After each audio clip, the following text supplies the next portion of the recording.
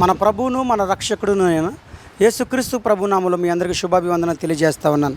రోమీలకు రాసినటువంటి పత్రికలో 1వ అధ్యాయం 19వ వచనం చూసినట్లయితే, ఎందుకనగా దేవుని గురించి తెలియశక్యమైనది ఏదో అది వారి మధ్య విశదమై ఉన్నది, దేవుడు అది వారికి విశదపరిచెను. ఆయన అదృశ్య లక్షణములు అనగా ఆయన నిత్యశక్తియు దైవత్వమును జగదుత్పత్తి మొదలుకొని సృష్టింపబడిన వస్తువులను ఆలోచించటం వలన తేటపరచును గనక వారు నిరత్తులై ఉన్నారు. చూడండి ప్రియ దేవుని బిడ్డలారా, మన దేవుడు సర్వశక్తి గల దేవుడై ఉన్నాడు. ఆ దేవుని యొక్క శక్తిని గ్రహించాలంటే మొట్టమొదటగా దేవుని చేత సృష్టింపబడినటువంటి వస్తువులను పరిశీలన చేయడం మంచిదంట. అంటే ఇప్పుడు మీరు ఆకాశాన్ని చూడాలి. ఆకాశం చూసినప్పుడు అది ఎంత ఎత్తైనది, దాన్ని కలగజేసిన దేవుడు ఎంత ఎత్తుండుంటాడు అనేది మీరు ఒకసారి ఇమాజిన్ చేయాలి. అలాగే సూర్యుడు, చంద్రుడు, ఉపగ్రహాలు, నక్షత్రాలు, కొండలు, గుట్టలు, లోయలు, పర్వతాలు, నదులు, సముద్రాలు, వీటన్నిటిని కూడా మీరు పరిశీలన చేసుకుంటే నిజమైన దేవుడు ఏ శక్తి గలవాడై ఉంటాడో మీరు జ్ఞాపకం చేసుకోవాలి. ఇశ్రాయేలీలందరూ కూడా దేవుడు వాళ్ళకి తెలిసినప్పటికీ కూడా వారు ఏం చేశారంటే నిరతురులై ఉన్నారు. అంతేకాదు వారు ఏం చేశారు అని అంటే, వారు అక్షయుడగు దేవుని మహిమను క్షయమగు మనుషుల యొక్కయు, పక్షుల యొక్కయు, చతుష్పాద జంతువుల యొక్కయు, పురుగుల యొక్కయు ప్రతిమా స్వరూపముగా మార్చిరి.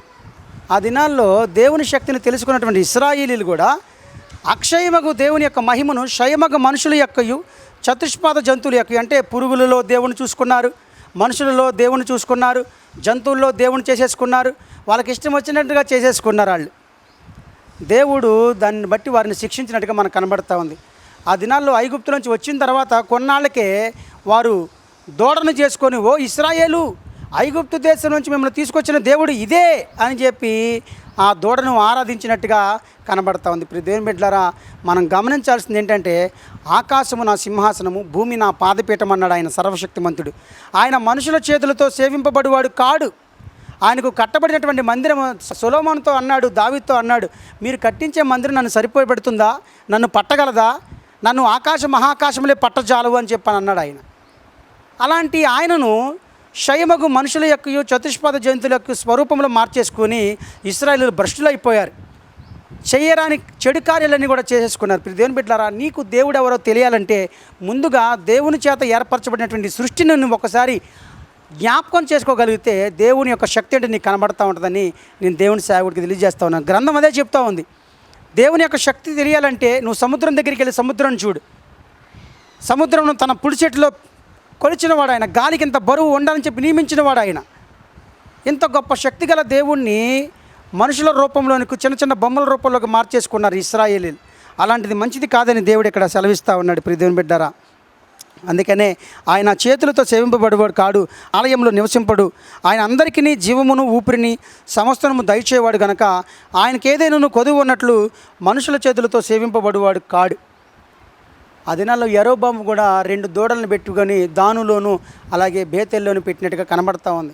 వీళ్ళంతా కూడా దేవుడు వారికి ఒక విగ్రహం కావాలి, ఆ విగ్రహం ద్వారా నిగ్రహం వస్తుందని చెప్పి ఆ ఇశ్రాయేలీలందరూ కూడా భ్రష్టులైపోయారు. కానీ దేవుడు ఎప్పుడు కూడా విగ్రహారాధన అసహించుకుంటున్నాడని మీరు తెలుసుకొని ప్రియ దేవుని బిడ్డారు. మన దేవుడు ఆకాశమందు ఉంటాడు. ఆకాశమందు ఉన్నటువంటి దేవుడు ప్రార్థన వినే దేవుడై ఉన్నాడు. అందుకని మనం ప్రార్థన చేసినప్పుడు చేతులు ఆకాశం తట్టు ఎత్తి ప్రార్థన చేస్తాం తప్ప ఎదురున్నటువంటి విగ్రహానికి ఎదురుగా ఎప్పుడు కూడా మనం పెట్టుకోకూడదని నేను ఆయన సేవకుడిగా తెలియజేస్తూ ఉన్నాను. అలాగే జగత్తును అందులో సమస్తమును నిర్మించిన దేవుడు తానే ఆకాశమునకును భూమికిను ప్రభువునందున హస్తకృతమైన ఆలయములలో ఆయన నివసింపడు. రేపు దేవుని బిడ్డలారా, దేవుడు ఆలయాల్లో ఉండడు.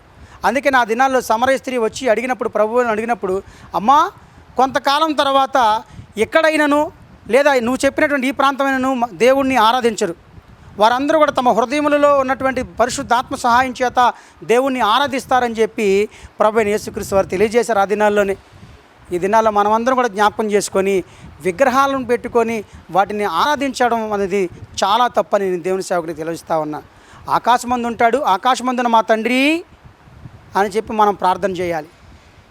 అలా ప్రార్థన చేస్తేనే దేవుడు వింటాడని నేను ఆయన సేవకుడికి తెలియజేస్తా ఉన్నాను. అలాగే మీకు దేవుడు ఎవరో తెలియాలి అని అంటే కనుక ఖచ్చితంగా ఆయన సృష్టించినటువంటి సృష్టిని ఒకసారి జ్ఞాపకం చేసుకోవాలని నేను ఆయన సేవకుడికి తెలియజేస్తున్నాను. అదే గ్రంథం కూడా అదే సెలవిస్తూ ఉంది. ఆయన అదృశ్య లక్షణములు అనగా ఆయన నిత్యశక్తియు దైవత్వమును జగదుత్పత్తి మొదలుకొని సృష్టింపబడిన వస్తువులను ఆలోచించుట వలన తేటబడుచున్నవి అని. అంటే ఆలోచించాలంట వస్తువుల గురించి.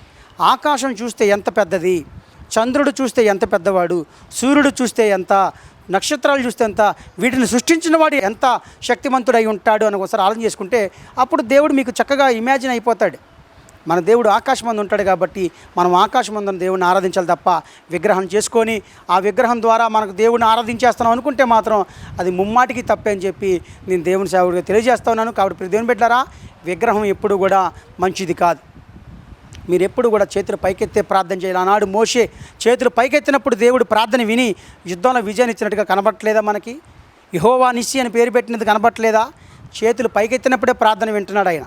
ఎదర బొమ్మ పెట్టుకొని ఆరాధన చేయడం వల్ల అది చాలా ఇబ్బందికరంగా ఉంటుందని దేవుని సేవకుడు తెలియజేస్తూ ఉన్నాను. కాబట్టి ప్రియ దేవుని బిడ్డలారా, మీరు సృష్టించబడినటువంటి సృష్టి ఈ యొక్క వస్తువులను ఆలోచించి దేవుణ్ణి చక్కగా మీరు ఎరిగి ఆయన ఆరాధించాలని ఆయన సేవకుడు నేను తెలియజేస్తూ ఉన్నాను. ప్రార్థన చేసుకుందాం. స్తోత్రములు తండ్రి, పరిశుద్ధుడైన మా ప్రభువా, నీకు వందనాలు, స్తోత్రాలు. నీ ఘనమైన నామమునకు మహిమయు ఘనతయు ప్రభావం కలుగును గాక. నాయనా, నీవు సృష్టించినటువంటి ఈ వస్తువులను ఆలోచించడం వలన మీ శక్తి మాకు కనబడుతుందని మాకు తెలియబడుతోంది. కాబట్టి శైమగు మనుషుల యొక్కయు చతుష్పాద జంతువుల యొక్క మేము విగ్రహాలు చేసుకొని వాటిని ఆరాధించుకున్నట్లుగా ఈ వాక్యం ద్వారా ఎంతమంది అయితే విన్నారో వారందరినీ కూడా జ్ఞాపకం చేసుకొని ఆకాశం అందున్నాడని మా తండ్రి ఆకాశం తట్టు చేతులెత్తే వారిగా మమ్మల్ని దీవించమని ప్రార్థన చేస్తూ, అలాగే అనారోగ్యంతో బాధపడుతున్న వారిని జ్ఞాపకం చేసుకోండి. అలాగే ఉద్యోగాలు లేకుండా ఉన్న వారిని జ్ఞాపకం చేసుకోండి. అలాగే బిడ్డలు లేక బాధపడుతున్న వారిని జ్ఞాపకం చేసుకోండి. బిడ్డలకు చదువుల కొరకు, వారి ప్రయాణాల కొరకు, వారి ఉద్యోగాల కొరకు, వారి వ్యాపారాల కొరకు, ఇంటి కొరకు ప్రార్థన చేస్తూ వారిని ఆర్థికంగా, ఆరోగ్యంగా, ఆత్మీయంగా దీవించి వారికి కావాల్సిన ఆహారము, వస్త్రములు, సంతోషము, సమృద్ధిని దయచేయమని మా ప్రభువును మా రక్షకుడునైన యేసుక్రీస్తు ప్రభు నామమున ప్రార్థించి వేడుకుంటున్నాము తండ్రి. ఆమేన్.